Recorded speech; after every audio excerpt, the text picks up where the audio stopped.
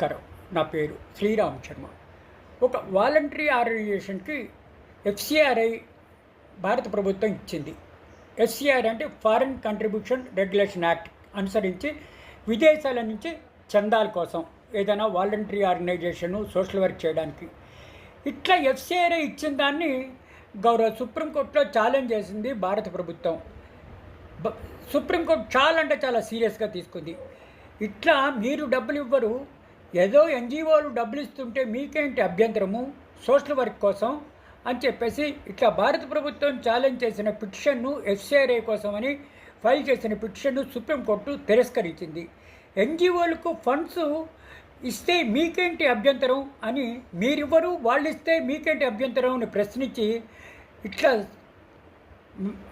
Government file చేసిన పిటిషన్ను తిరస్కరించడం జరిగింది.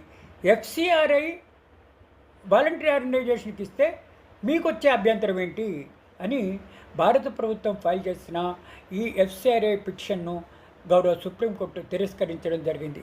దీన్ని బట్టి మనకు తెలిసేది ఏంటి, ఇట్లా ఎఫ్సిఆర్ఐకి అప్లై చేసి గ్రాంట్ ఫేవర్గా ఇవ్వాలని ఇచ్చిన దీన్ని సపోర్ట్ చేస్తూ సుప్రీంకోర్టు కూడా ఈ విధంగా ఆదేశాలు ఇవ్వడం జరిగింది.